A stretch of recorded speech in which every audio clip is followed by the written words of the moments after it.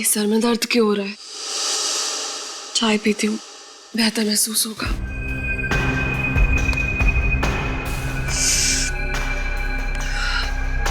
रामू, चाय बनी क्या? जी मैडम, अभी लाता हूँ। रामू, थोड़ा जल्दी करो, मेरा सर बहुत भारी हो रहा है। लाता हूँ मैडम। पता नहीं क्या हो रहा है मुझे। कल रात तो नींद भी अच्छी आई थी और खाना भी तो घर पर ही खाया था, फिर अब ये अजीब सा क्यों लग रहा है? मैम साहब, आपके सर दर्द की दवा लाऊं क्या? नहीं रामू, चाय पी लेती हूँ, शायद उससे ठीक हो जाए। ठीक है मैम साहब, मैं साहब को चाय दे के आता हूँ। तुम रहने दो, मैं देकर आती हूँ। कल देर रात तक काम कर रहे थे, अभी भी सो रहे हैं। ठीक है मैम साहब। फिर प्रमोद भी ना, फिर लेट हो जाएगा तो मुझ पर चिल्लाएंगे। प्रमोद, देखो उठो अभी। देखो मेरी तबीयत पहले से ही ठीक नहीं है, अब तुम मुझे और तंग मत करो। तुम्हारी चाय भी तैयार है। प्रमोद, प्रमोद।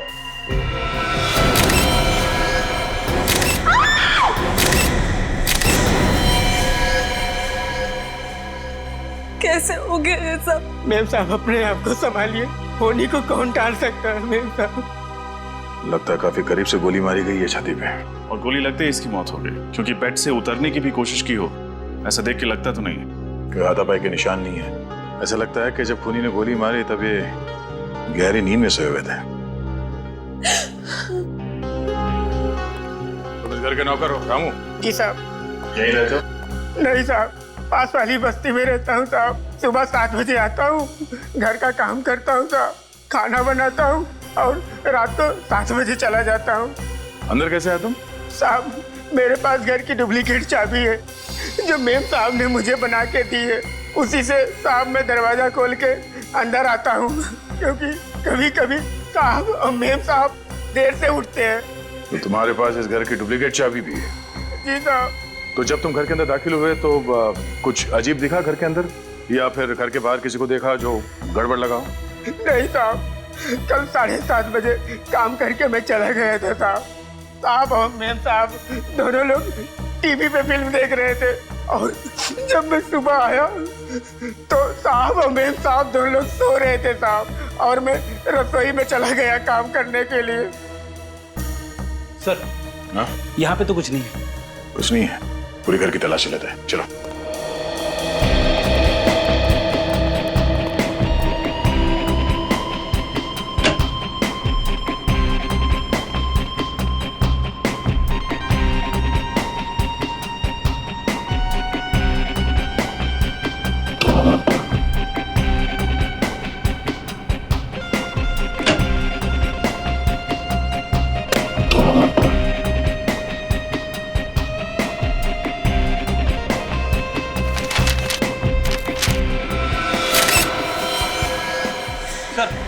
हाँ बेटे। स्टडी रूम में से गन मिली है। गोली चली है? साहब, इस बंदूक के बारे में मैं कुछ नहीं जानता हूँ साहब। मैं बेकसूर हूँ साहब, मैं बहुत ईमानदार हूँ साहब, मैंने कुछ नहीं किया साहब। ये लो, हमने तो तुमसे कुछ पूछा ही नहीं और तुम खुद ब खुद बोल पड़े। अब तो हमारा शक यकीन पे बदल गया है। प्रमोद जी का खून तुम्ही ने किया है। नहीं साहब, मैंने कुछ नहीं किया साहब। सुरेखा जी, आपका क्या कहना है इस गन के बारे में? सुरेखा जी, मैं आपसे पूछ रहा हूँ, आपने गोली चलने की आवाज सुनी थी? नहीं, मैंने कोई आवाज नहीं सुनी। और ये गन कहाँ से आई मुझे ये भी नहीं मालूम। जिस कमरे में आप सो रही थी उसी कमरे में आपके पति प्रमोद की गोली मार के हत्या हुई और आपने गोली चलने की आवाज नहीं सुनी है? सर, वॉशिंग मशीन के अंदर ये खून से सने हुए कपड़े मिले। इस कपड़े को तो पहचानती हैं आप? हाँ, ये तो मेरी नाइट ड्रेस है, लेकिन इस पे खून कहाँ से आया? आप जवाब दीजिए, इसमें खून कहां से आया? मुझे नहीं पता इस पे खून कहाँ से आया।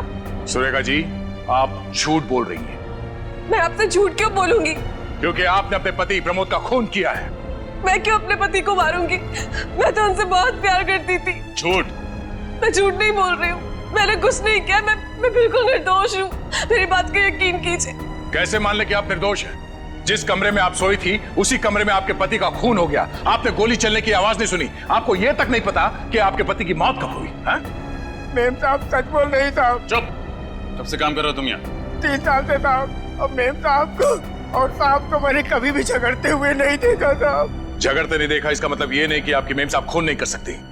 सुरेखा जी, आप इन्हें अपने पति का खून किया है और जो कुछ भी हुआ है आप साफ साफ बताइए हमें। मैं बिल्कुल निर्दोष हूँ। मैंने इनका खून नहीं किया है। मैं निर्दोष हूँ। निर्दोष। मेम साहब ये क्या? ये वाकई बेहोश हो गई है या बेहोश होने का नाटक कर रही है? एक काम करो, इन्हें अस्पताल लेके जाओ। सारे सबूत और प्रमोद की लाश को फॉरेंसिक लैब भिजवा दो। मेरा शक एकदम सही निकला। ये गोली जो प्रमोद के शरीर में से मिली है, ये इस पिस्टल से चली है और इस पिस्टल पर सुरेखा की उंगलियों के निशान है। क्या? सुरेखा के? और इस नाइटर्स पे जो खून लगा है वो किसका है? ये खून भी प्रमोद का ही है। अच्छा, इसकी मौत कितने बजे हुई? रात तकरीबन 1 से 1:30 बजे के बीच। मतलब प्रमोद का खून सुरेखा ने किया है? लग तो कुछ ऐसे ही रहा है। हॉस्पिटल चलकर इस सुरेखा से मिलना पड़ेगा। सर, सारे सबूत सुरेखा की तरफ इशारा कर रहे हैं। मुझे तो लगता है उसने बेहोश होने का नाटक भी किया है।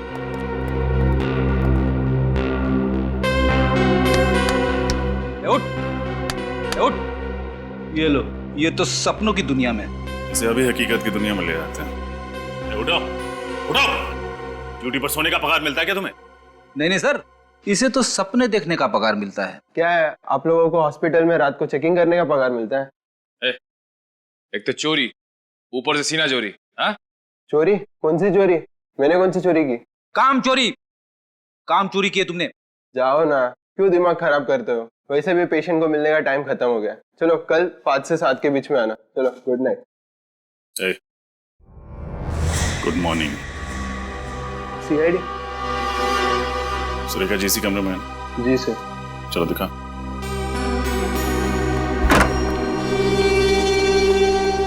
बेड तो खाली। सुरेखा कहाँ? रात को 11 बजे चेकिंग के समय तो मेम साहब कमरे में थी, अचानक किधर गायब हो गई? जो सवाल हमें तुमसे पूछना चाहिए वही सवाल तुम हमसे पूछ रहे हो। सर, हमें इस पूरे हॉस्पिटल की अच्छी तरीके से छानबीन करनी पड़ेगी। आने के छानबीन तो करनी होगी। पूरा हॉस्पिटल छान मारो, देखो सुरेखा कहाँ।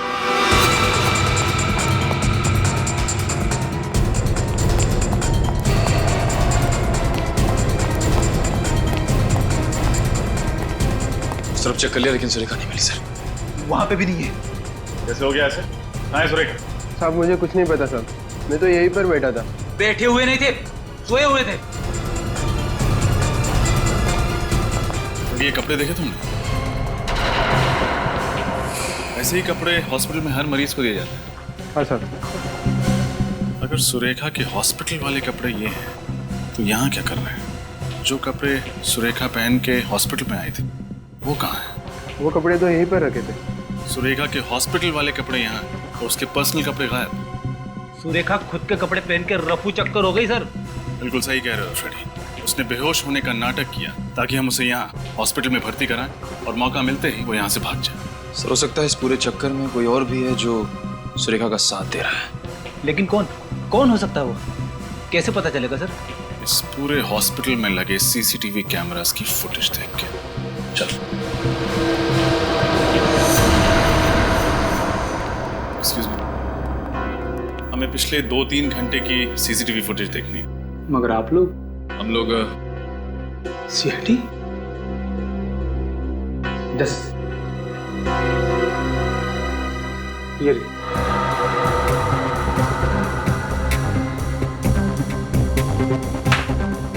ये रही सुरेखा, मगर इसके हाथ में तो खुद के कपड़े हैं। और ये ऐसे चल रही है जैसे इसमें कोई जान ही नहीं है। शायद इस कमरे के अंदर वो कपड़े बदलने गई। मगर ये काम तो वो अपने कमरे में भी कर सकती थी ना। हाँ फ्रेडी, यही तो मैं सोच रहा हूँ।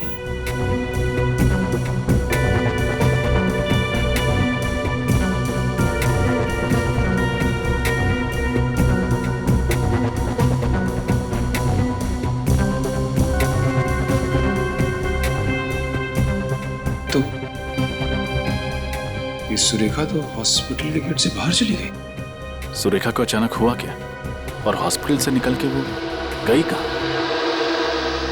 पता नहीं किसकी नजर लग गई हमारी बेटी की खुशियों पर। उसका तो हंसता खेलता परिवार उजड़ गया। आप चिंता मत कीजिए माँ, भगवान पर भरोसा रखिए, सब ठीक हो जाएगा। इस वक्त कौन आ गया होगा, मैं देखती हूँ।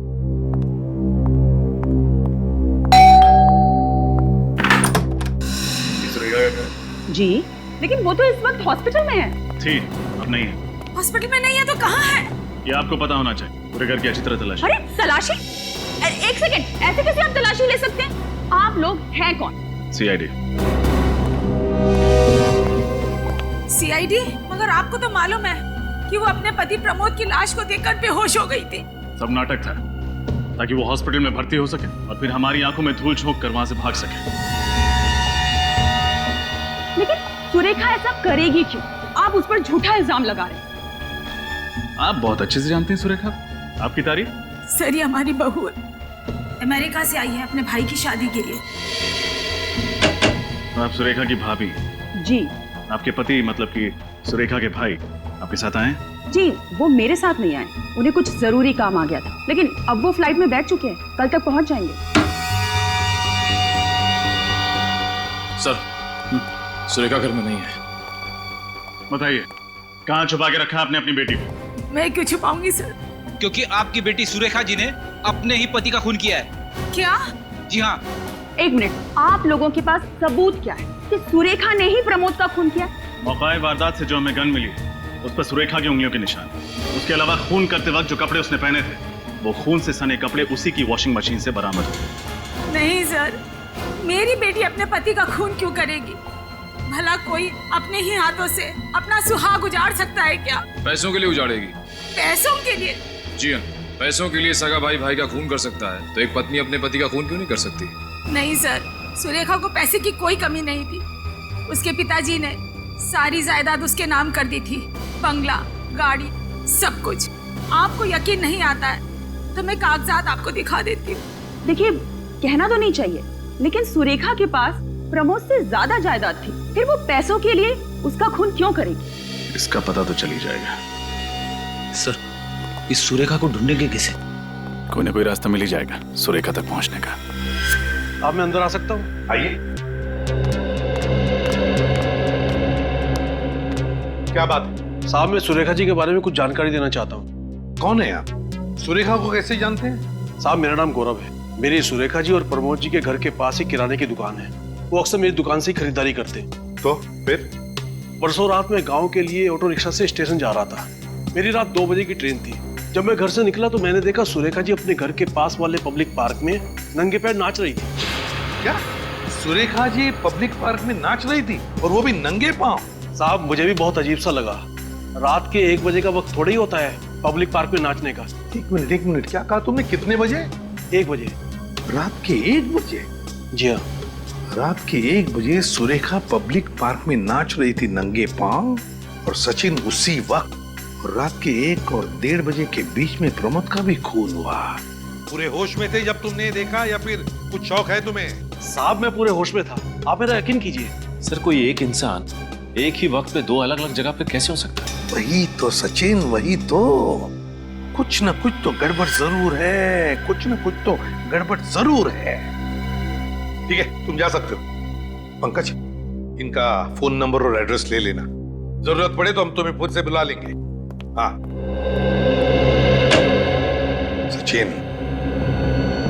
इस सुरेखा के बारे में और भी पूछताछ करनी पड़ेगी, और भी गहरी पूछताछ। तो सर, एक बार फिर से सुरेखा के घर की तलाशी ले ले? बिल्कुल बिल्कुल, ले लो उसके घर की तलाशी। कोई ना कोई सुराग तो वहां पर जरूर है जो हमारी आंखों से छूटा है। सर, किराने वाले ने जो बात बताई है उसे सुनकर मेरा दिमाग गोल गोल घूम रहा है। भला कोई आधी रात को, वो भी पब्लिक पार्क में, नंगे पैर क्यों नाचेगा? फ्रेडी, हमने सुरेखा के बारे में पता कर लिया है। उसे कॉलेज के दिनों से नाचने का बहुत शौक था, और शायद शादी के बाद वो ये शौक पूरा नहीं कर पाई, और इसीलिए पार्क में आके सर, पैंट पे मिट्टी लगी। हाँ फ्रेडी, पर हो सकता है ये मिट्टी किसी के जूतों से लग गई हो। हमें ठोस सबूत चाहिए, इससे काम नहीं चलेगा। अंदर चल के देखते हैं। एक एक कमरा छान मारना, किसी भी चीज को नजरअंदाज मत करना। जल्दी।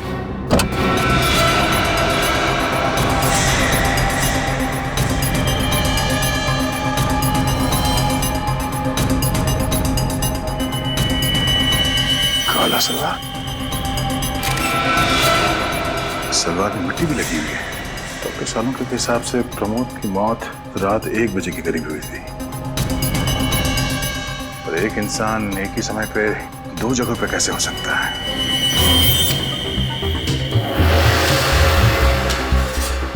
या तो वो अपने पति का खून करके सबूत मिटा रही होगी या फिर पार्क में डांस कर रही होगी।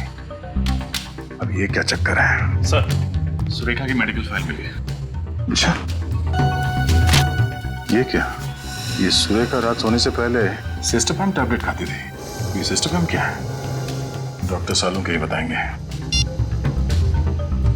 डॉक्टर साहब, फिलहाल आप ये बताइए कि ये सिस्टोपैम नाम का जो टैबलेट है, ये किस चीज के लिए ली जाती है? हाँ, ठीक है सर।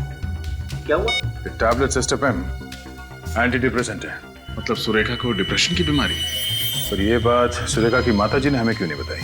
सर कहीं ऐसा तो नहीं कि सुरेखा की माँ ने हमसे ये बात जानबूझ के छुपा के रखी हो? अब ये तो हमें ये डॉक्टर बताएंगे जिसने सुरेखा को ये दवाई प्रिस्क्राइब की थी, डॉक्टर जितेन।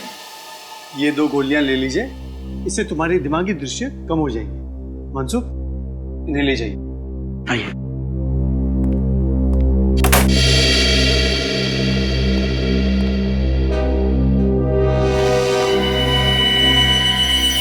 आप लोग अंदर कैसे आ गए? अपॉइंटमेंट ली? सॉरी आपको परेशान करने के लिए। दरअसल आपसे बहुत जरूरी काम था, इसलिए बिना अपॉइंटमेंट ही अंदर चले आए। कौन है आप लोग? मुझसे क्या चाहते हैं? हम लोग CID से। हमें आपकी पेशेंट सुरेखा के बारे में कुछ जानकारी चाहिए। सुरेखा? पूछिए, क्या पूछना है? आपने ही सुरेखा को ये एंटी डिप्रेसेंट टैबलेट सिस्टोपैम दिया था ना? हाँ, ये मैंने प्रिस्क्राइब की थी। डॉक्टर साहब, क्या आप बता सकते हैं कि सुरेखा को कौन सी बीमारी थी? देखिए, मैं एक साइकेट्रिस्ट हूँ और साइकेट्रिस्ट होने के नाते मैं अपने किसी भी मरीज के बारे में किसी को भी कुछ बताना उचित नहीं समझता। हम समझ सकते हैं, लेकिन सुरेखा के पति प्रमोद का खून हो गया, वो भी उन्हीं के घर में। खून हो गया? कब? परसों रात को। परसों रात को? और हमेशा के कि सुरेखा ने अपने पति का खून किया, और खून करने के बाद वो गायब हो गई। जी हाँ, दरअसल बात यह है कि सुरेखा हमारे सामने बेहोश हो गई और जब हमने उसे अस्पताल में भर्ती किया तो वो अस्पताल से भाग गई। भाग गई? डॉक्टर साहब, अगर आप हमें बता देंगे कि सुरेखा को क्या बीमारी है तो हमें केस सॉल्व करने में आसानी हो। देखिए, मैं कैसे? देखिए प्लीज, आप बताएंगे आपने उसे ये एंटी डिप्रेसेंट क्यों दी थी? क्या उसे किसी किस्म का डिप्रेशन था? जी, सुरेखा को डिप्रेशन नहीं था। सुरेखा को दरअसल नींद में चलने की बीमारी थी। नींद में चलने की बीमारी? जी। सर कहीं ऐसा तो नहीं कि सुरेखा ने नींद में ही अपने पति का खून कर दिया? डॉक्टर साहब, नींद में चलने वाला आदमी नींद में खून कर सकता है? वेल, हाँ भी और ना भी। मतलब क्या सुरेखा ने इससे पहले भी नींद में कोई अजीब सी हरकत की थी? प्रमोद ने मुझसे कहा था कि एक बार रात को वो जब उठा तो सुरेखा बिस्तर पे नहीं थी। पूरा घर छान मारने के बाद उसने देखा सुरेखा घर पर भी नहीं थी। फिर वो जब उसे ढूंढने के लिए बाहर निकले तो उसने देखा कि सुरेखा पब्लिक पार्क में नंगे पांव नाच रही थी। पब्लिक पार्क में नाच रही थी? जी। इसका मतलब सर किराने वाला सच बोल रहा था? उसे बचपन से नाचने का शौक भी तो था। ये मुमकिन है, क्योंकि इंसान अपने कॉन्शियस यानी सचेतन अवस्था में जो चीज पसंद करता है वही चीज वो अपने सबकॉन्शियस यानी अर्ध चेतन अवस्था में करता है, भले वो नींद में क्यों ना हो।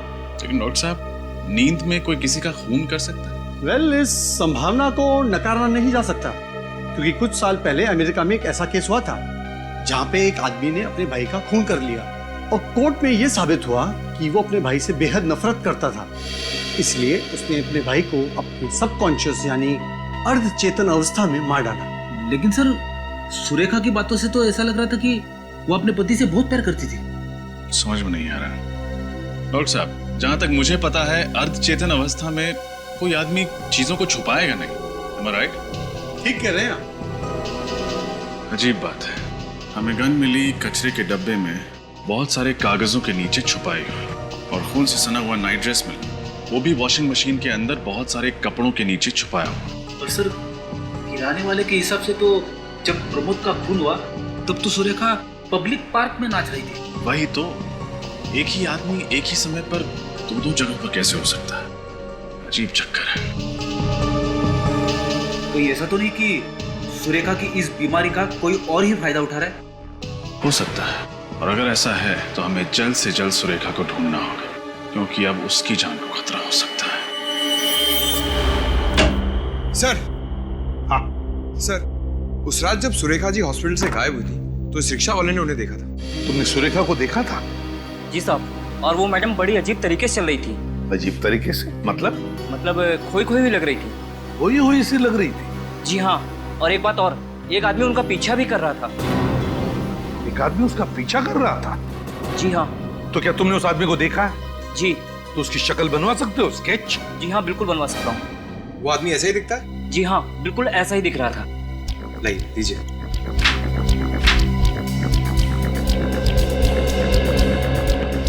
सर, हाँ, ये लीजिए स्केच।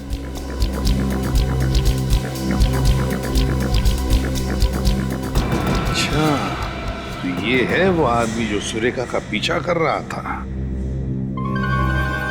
रेडी? क्या हुआ? कुछ नहीं सर। सर, इस आदमी को मैंने कहीं देखा है। तुमने देखा इस आदमी को? हाँ सर। कहाँ पर? याद करो, याद करके बताओ। याद आया सर, इस आदमी को मैंने डॉक्टर जितेन के कैबिन में से बाहर निकलते हुए देखा। डॉक्टर जितेन के कैबिन से बाहर निकलते हुए देखा था इसे? कहीं इस आदमी ने तो नहीं सुरेखा को अगवा किया? डॉक्टर जितेन के पास जाकर पूछताछ करो, पता लगाओ इस आदमी के बारे में। आप लोग फिर से? माफ कीजिएगा, आपसे फिर से मिलना जरूरी था, क्योंकि सुरेखा की जिंदगी और मौत का सवाल है। क्या हुआ सुरेखा का? मिल गई वो? जी नहीं, अभी तक तो नहीं मिली। यह आदमी कल आपके कैबिन में से बाहर निकला था जब हम यहाँ पे आए थे। आप इसे बुला सकते हैं? ये तो मेरा असिस्टेंट मनसुख है, लेकिन इसका सुरेखा के साथ क्या लेना देना? हमें शक है कि इसी ने सुरेखा को अगवा कर लिया। क्या मनसुख ने सुरेखा को अगवा की? हाँ, मनसुख आपकी क्लिनिक में कहीं दिख नहीं रहा। आज काम पे नहीं आया क्या? नहीं, वो सुबह उसका फोन आया था और कह रहा था कि उसकी माँ की तबीयत अचानक खराब हुई है, इसलिए 3-4 दिनों तक नहीं आएगा। लगता है हमारा शक सही निकला है। मनसुख के घर का पता मिलेगा?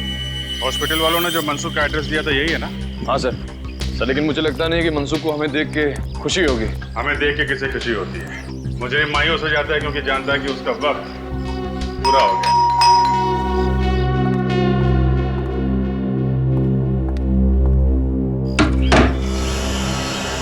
मनसुख है घर में? नहीं। आपसे कितने पैसे उधार लिए उसने? अरे वाह, इतनी ईमानदारी, वो भी आज के जमाने में। कमाल है। ईमानदारी नहीं सर, मजबूरी कहिए इसे। कैसी मजबूरी? वैसे आप लोग कौन हो? सीआईडी। सीआईडी? सीआईडी से भी मनसुख ने उधार ले लिया। सीआईडी को उल्लू बना के पैसे निकालना मुश्किल ही नहीं, नामुमकिन है। वैसे हम लोग पैसे मांगने नहीं, मनसुख के बारे में पूछताछ करने आए। पूछताछ करें? ये मनसुख सबसे पैसे उधार लेता है क्या? गली का भिखारी रह गया था, वरना वो तो उससे भी उधार ले लेता। मैं तो उसकी इस आदत से परेशान हो गई हूँ सर। वो खुद तो अस्पताल में पड़ा रहता है दिन भर, और उसके पीछे उसके लेनदारों को जवाब मुझे देना होता है। वैसे मनसुख की माँ की तबीयत कैसी है? मनसुख की माँ की तबीयत? हाँ, यही कहते उसने हॉस्पिटल से छुट्टी ली। हे भगवान, इस हद तक गिर गया मनसुख। कहना क्या चाहती, साफ साफ बताइए। जी, मनसुख की माँ की मौत तो 2 साल पहले ही हो गई थी। हाँ? फिर उसने झूठ क्यों बोला? पता नहीं क्यों, वो तो मुझसे भी झूठ बोलकर ही गया होगा। आपसे क्या बोला? कहाँ जा रहा है? वो कल दोपहर को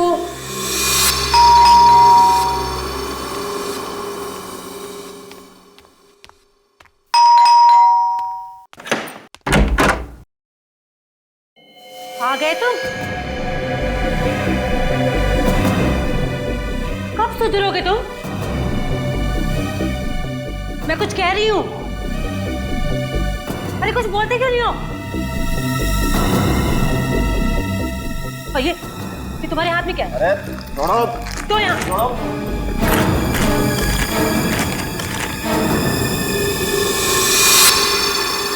इतने सारे पैसे? अब चोरी भी शुरू कर दी है क्या तुमने? यहाँ पे मैं तुम्हारे कर्जदारों से परेशान हो गई हूँ, और तुम? अरे अपनी बकवास बंद करो। जाओ। जाओ जाके मेरा सामान पैक करो, मुझे दिल्ली जाना है। दिल्ली जाना है? क्यों जाना है? अरे हॉस्पिटल का कुछ सामान खरीदना है, ये वैसे मुझे डॉक्टर साहब ने दिए। अब जाओ ना, जाओ जल्दी करो, जाओ।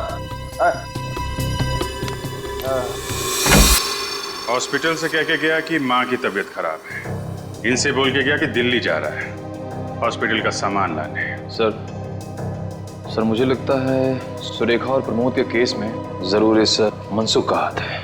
हाँ सर, इस केस से मनसुख का कुछ न कुछ तो कनेक्शन जरूर है। ये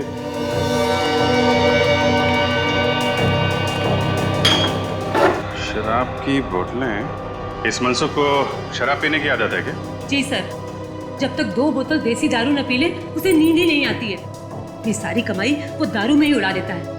यहाँ तक कि मेरे पिताजी ने उसकी नौकरी लगवाई कलकत्ता में, उसने जाने से मना कर दिया। मना कर दिया? क्यों? क्योंकि उसकी मनपसंद देसी दारू यही मिलती मुंबई में। सर सुरेखा को अगवा करके जो पैसे मनसुख को मिले हैं वो पैसे उसने देशी दारू पे ही उड़ाए होंगे। समझे फ्रेडी? देशी दारू। हाँ सर, मुंबई में जितने भी देसी दारू के अड्डे हैं वहीं पे जाना पड़ेगा। जाना तो पड़ेगा, मगर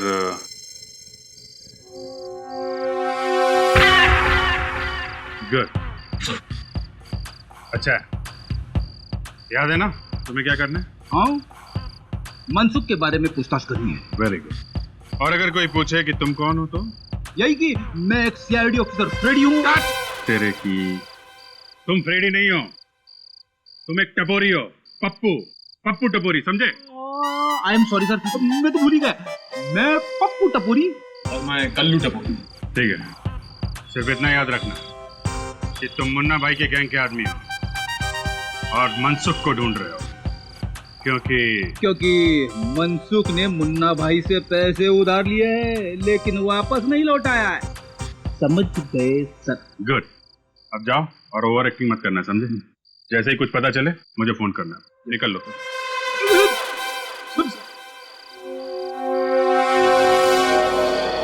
आई सुन, इस बंदर को कोई जानता है? भाई साहब, इसे देखा है क्या? ये अपन के एरिया का नहीं है। ध्यान से देख, पहचानेगा तो माल मिलेगा ना। अरे ठीक से देखो ना, तुम भी देखो ना। अरे बाबा, बोला ना, आपने पी रखी है क्या? आदमी का टुकड़ा पहचानते हो क्या? हाँ, आपको बोल रहा हूँ। अरे पी तुमने रखी है? नहीं पहचानता, जाओ यहाँ से। और वो उधर चेक कर लिया लेकिन कुछ पता नहीं चला। मुझे भी कुछ नहीं मिला है, ना मनसुख फंसुख कुछ नहीं है। एक बार बचता है, रोशनी बात। वहीं पे चल के मनसुख पे रोशनी डालते। चलो।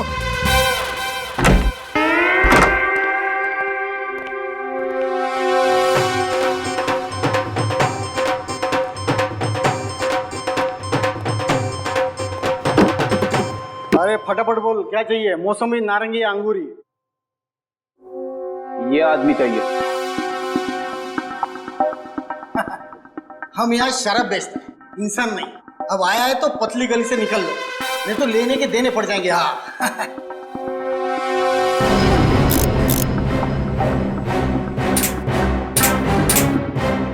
एक गोली शरीर के अंदर जाएगा और तुम 4 कंधे पे इधर से बाहर जाएंगा। कौन है आप लोग? अपन पप्पू टपोरी और ये कल्लू टपोरी, मुन्ना भाई के पंटर है दोनों। मुन्ना भाई? पहली बार नाम सुना है मैंने। बड़ा डेंजर आदमी है, लोग उसका नाम लेने से डरते हैं। कोई उसका नाम लेगा नहीं तो तुम सुनेगा कैसे? अच्छा अच्छा, ऐसा है क्या? अब चल फटाफट बता, मनसुख पिछले 10 घंटे में इधर आया था कि नहीं आया था? देख, उसने मुन्ना भाई से पैसे उधार लिए और फिर गायब हो गया, समझा? देख, अगर तुम अपन को बताएगा कि मनसुख किस कोने में गिरा पड़ा है तो अपन तेरे को मालामाल कर देगा। सचमुच? तुम अपन को इनाम देगा तो अपन तुम्हारा काम क्यों नहीं करेगा? फटाफट बता, मनसुख किधर है? कल रात को मनसुख इधर आया था। हाँ, फुल 2000 रुपया और रहने के लिए कमरा मांगा। अपन ने सिर्फ 500 रुपए में उसको पीछे वाला खोली दिया सोने के वास्ते यार। अब चल फटाफट दिखा उसका खोली किधर है। अपना धंधे का टाइम है ना, अपन अभी नहीं आ सकता है यार। अभी नहीं तो कभी नहीं। वाह, वो नहीं तो हो गया। आइए दिखाता हूं मैं आपको। नारंगी, मौसम्बी, कुछ भी पिला दे, सोडा नहीं तो पानी पिला दे। ना ना ना, ना सोडा ना पानी, अपन को तो सिर्फ दारू पिला दे।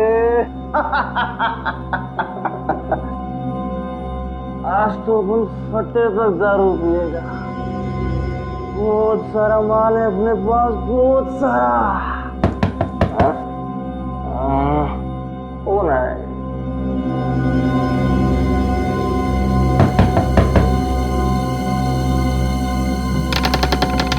अरे जेठ, तुम जियो हजारों साल। सेठ, अभी अपन तुम्हारे पास ही आने वाला था। वो क्या है ना, दारू खत्म हो गया है, 2 बोतल चाहिए बस। अरे मनसुख, पहले इन लोगों से मिल ले। कौन है लोग, यहाँ क्या कर रहे? सेठ, मैंने तुमको एक कमरे का पूरा भाड़ा दिया है, वो भी एडवांस में। इस कमरे में से मैं ही रहूंगा। हाँ। अरे मनसुख, तेरी बकवास बंद कर और इनकी बात मान ले। जो मानो इनकी बात में? कौन है ये लोग? अरे ये मुन्ना भाई के आदमी लोग हैं। मुन्ना भाई? कौन मुन्ना भाई? वही मुन्ना भाई जिससे तूने पैसे उधार लिए थे। अरे इनके पैसे लौटा दे वरना तेरे हड्डी पसली एक कर देंगे ये। लेकिन मैं किसी मुन्ना भाई को जानता ही नहीं, ना मैंने किसी मुन्ना भाई से पैसे उधार लिए। देखिए, आप लोगों को कोई गलत फहमी हुई है, आप लोग जाइए, जाइए। आप जाएंगे, लेकिन पहले तुझे साथ लेके जाएंगे सीआईडी ब्यूरो। सीआईडी? आप लोग सीआईडी से? हे भगवान, कहाँ फंस गया मैं? लोगों को दारू पिला के उनके घर बर्बाद करते हो, तुम्हारा तो भविष्य हम बर्बाद करेंगे। सीआईडी वाले को क्या हुआ? मैंने कोई गुनाह नहीं किया है, कोई गलत काम नहीं किया है मैंने। सब याद आ जाएगा, पहले तुम्हारा नशा उतारना पड़ेगा। सुरेखा को किडनैप किया, उसके पति का खून किया तूने? नहीं सर, तो प्रमोद के खून से मेरा कोई लेना देना नहीं है सर। मैं कसम खाकर कह रहा हूँ, मुझे इस बारे में कुछ नहीं पता सर। अच्छा, तो जब सुरेखा हॉस्पिटल से बाहर गई तब तुमने उसका पीछा क्यों किया? सर, सुरेखा को नींद में चलने की बीमारी थी। उन्हें पता था कि वो रात को नींद में चलकर हॉस्पिटल से बाहर आएगी, इसलिए उन्होंने मुझे पीछा करने को कहा सर। किसने? कौन था वो आदमी? सर, करीब 25-27 साल का आदमी था। उसका कद छोटा था सर। नाम? मुझे उसका नाम नहीं पता सर। सर, उसने मुझसे कहा कि वो सुरेखा का दोस्त है और वो सुरेखा की सुरक्षा की चिंता करता है सर। तो तुमने ये काम उसकी मदद के लिए किया है?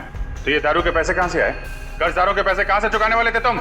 मैं मानता हूँ कि मैंने ये काम पैसों के लिए किया, पर सर मैंने किसी का खून नहीं किया है सर। सर, सुरेखा को बंगले में छोड़ने के बाद मुझे सुनने में आया कि सुरेखा के पति प्रमोद का खून हो गया है। सर, सीआईडी वालों को सुरेखा पर शक है। मैं डर गया था सर। मुझे लगा कि जब तक ये मामला ठंडा नहीं हो जाता मैं पैसे लेकर कुछ दिनों के लिए गायब हो जाता हूँ। बस सर, मैंने कुछ नहीं किया है सर। सर, आपको लगता है आदमी सच बोल रहा है? 25-27 साल का छोटे कद का आदमी जो अपने आप को सुरेखा जी का दोस्त कहता है, कौन आ सकता है? उसने इस काम के लिए तुम्हें क्यों चुना? क्योंकि सर, मैं साइकोलॉजिस्ट डॉक्टर जितेन की क्लिनिक में कई सालों से काम कर रहा हूँ। मुझे मालूम था कि सुरेखा उनकी पेशेंट है। मैं उनकी बीमारी से अच्छी तरह से वाकिफ था और सर वो मुझे पहचानती थी, इसलिए मुझे पता था कि जब वो जागेगी वो मुझे देखकर चौंकेगी नहीं। क्या मतलब है तुम्हारा? दरअसल सर, ऐसे मरीज नींद में कहीं भी चले जाते और जागने के बाद अगर वो अपने आप को किसी अनजान जगह या अनजान लोगों के बीच पाते तो बौखला जाते सर वो। और सुरेखा मुझे जानती थी, इसलिए मुझे पता था कि ऐसी कोई तकलीफ नहीं होगी सर। इस वक्त सुरेखा कहाँ है? सर, मुझे नहीं पता, मुझे कुछ नहीं पता सर। सर, उस आदमी ने मुझे कहा कि सुरेखा जी जब जाग जाए तो उसे समझा बुझाकर एक बंगले में छोड़कर आना। सर, उसके बाद क्या हुआ मुझे कुछ नहीं पता सर, मैं सच कह रहा हूँ। सर, कहीं सुरेखा अभी भी उस बंगले में तो नहीं है? कहाँ है वो बंगलो जहाँ तुमने सुरेखा को छोड़ा था?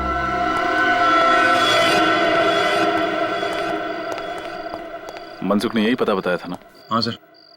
तो दरवाजा तोड़ दें या बिल मार के दरवाजा खुलने का इंतजार करें? पहले सीधी उंगली से घी निकालने की कोशिश करते हैं, जरूरत पड़ी तो उंगली टेढ़ी कर देंगे।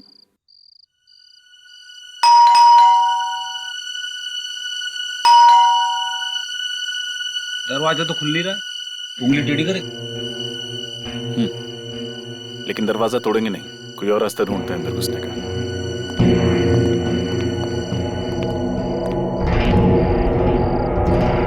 सर ये तो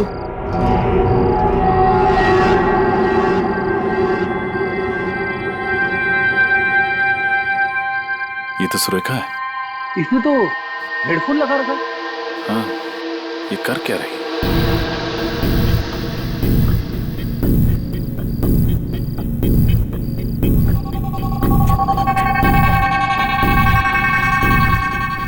सर ये तो पंखे पे लटकने की तैयारी कर रही है। अंदर चलो। सुरेखा, सुरेखा उठो। ठीक है, पानी लो। मैं सुरेखा हूँ। मैं गले में फांसी का फंदा डालकर आत्महत्या करना चाहती हूँ। सुरेखा, सुरेखा होश में आओ, उठो।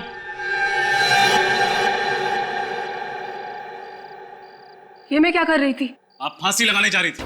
फांसी? जी हाँ, इस हेडफोन्स के जरिए आपको सम्मोहित किया जा रहा था। सम्मोहित?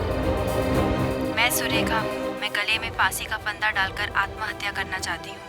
मगर सर, ये आवाज तो सुरेखा की नहीं है, किसी और लड़की की है। हो सकता है ये जो कोई भी लड़की है, वे नहीं चाहती कि सुरेखा जिंदा रहे और उसी ने इनके पति प्रमोद का खून किया। हो सकता है। ये सब क्या हो रहा है मेरे साथ? मुझे कुछ समझ में नहीं आ रहा। आप घबराइए मत, हम इस सब की तह तक पहुंचे। मगर सर, हमें पता कैसे चलेगा कि इस सब के पीछे कौन है? इसी जगह पर खूनी का इंतजार करके, क्योंकि जिस लड़की की भी आवाज इस हेडफोन से आ रही वो यहाँ वापस जरूर आएगी। ये देखने की सुरेखा जिंदा है या फिर मर गई।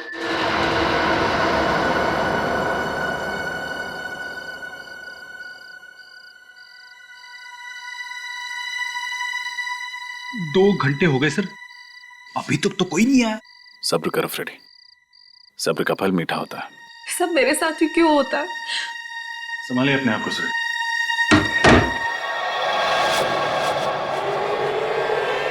माय गॉड, यहाँ पर तो सिर्फ रस्सी है। सुरेखा कहाँ गई? सुरेखा पहुंच गई। सुरेखा यही है, जिंदा है और तुम लोगों का पर्दाफाश हो चुका है। कौन है आप लोग? हम लोग सीआईडी से। सीआईडी? कहाँ भाग रहे हो? कमर में दर्द हो जाएगा। कौन है आप लोग? बोलिए। और मुझे मारना क्यों चाहते थे? क्या आप इन्हें नहीं जानती? जी नहीं, मैं इनसे पहली बार मिल रही हूँ। और तो फिर ये लोग आपको क्यों मारना चाहते? इस बात का जवाब तो यही दोनों देंगे। क्यों मारना चाहते हो तुम सुरेखा को? हमने ये सब उसके कहने पे किया था। किसके कहने? जिसका ये प्लान था। किसका प्लान था? कुछ समझ नहीं आ रहा है माँ, हो क्या रहा है? मेरी भी कुछ समझ में नहीं आ रहा है। ये सब क्या हो रहा है? माँ, सुरेखा दीदी और प्रमोद जीजू का आपसी रिश्ता कैसा था? मतलब उनके बीच में कोई तनाव या झगड़ा हो रहा हो, या फिर जीजू का किसी और लड़की के साथ अफेयर हो और ये बात दीदी को पता चल गई हो, दीदी ने गुस्से में आकर उन्होंने जीजू का खून कर दिया हो। शर्म आनी चाहिए तुम्हें अपनी बहन के बारे में ऐसे बोलते हुए। तुम अपनी बहन के बारे में ऐसे सोच भी कैसे सकते हो? बस बस बस माँ, बस कीजिए। आपको भी सुरेखा पर ही शक है? शक नहीं है, लेकिन सारे सबूत उन्हीं की तरफ इशारा कर रहे हैं और सीआईडी को भी यही लगता है। मैं देखता हूँ।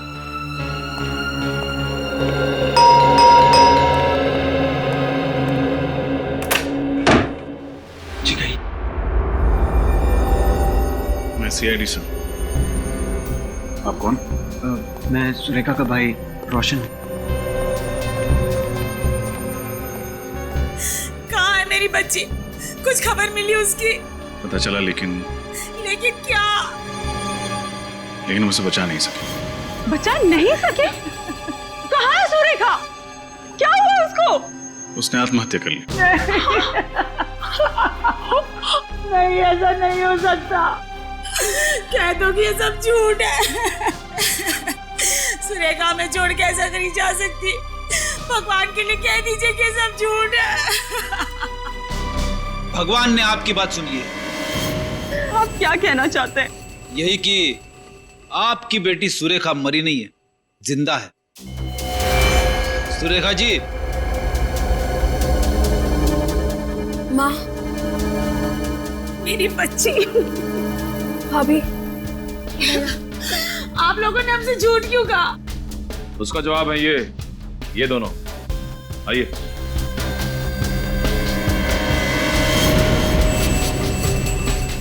भैया, माफ करो दीदी।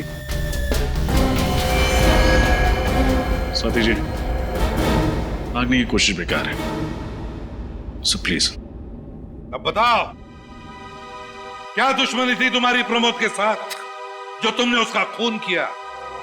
नहीं सर, प्रमोद से मेरी कोई दुश्मनी नहीं थी। मुझे तो परेशानी उस सुरेखा से थी। परेशानी? वो भी सुरेखा से? सुरेखा तो तुम्हारे पति की बहन है ना? परेशानी खड़ी की थी मेरे ससुर जी ने, जिन्होंने अपनी सारी की सारी जायदाद अपनी बेटी उस सुरेखा के नाम कर दी थी, और अपने बेटे यानी कि मेरे पति, उनको एक फूटी कौड़ी नहीं थी। जो बात मेरे बर्दाश्त के बिल्कुल बाहर थी। मगर प्रमोद ने क्या बिगाड़ा था तुम्हारा? उसका खून क्यों किया? क्योंकि मैं एक तीर से दो शिकार करना चाहती थी। एक तो प्रमोद का खून और दूसरा उसका इल्जाम सुरेखा पर। इससे सारा का सारा पैसा मेरे पति का हो जाता, सारी की सारी जायदाद मेरे पति को मिल जाती। और सुरेखा को नींद में चलने की बीमारी है, ये बात तुम्हें कैसे पता चली? मेरी होने वाली भाभी प्रिया, ये उसी हॉस्पिटल में काम करती थी जहां पर सुरेखा का इलाज चल रहा था। किसी ने उसे वहां देखा था और मुझे तुरंत बताया।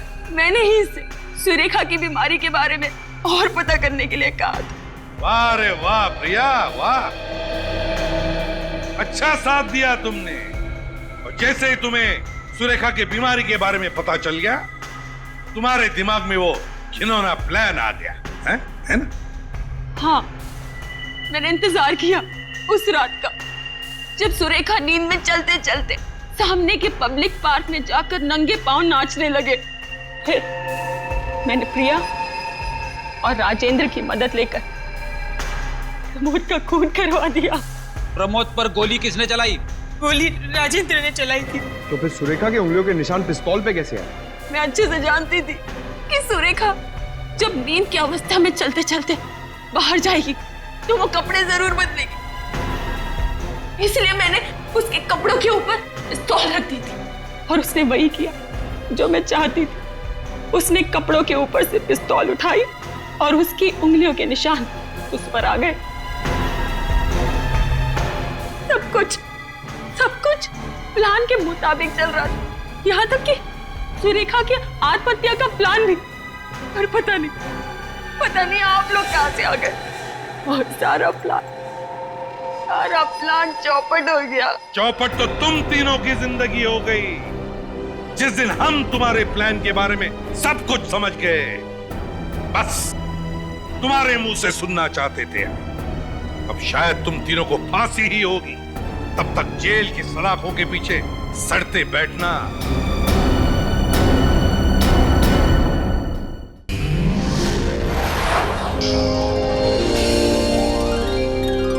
CID के और भी मजेदार और सस्पेंस से जुड़े एपिसोड्स को देखने के लिए हमारे चैनल को सब्सक्राइब करें और बेल आइकॉन दबाना ना भूलें।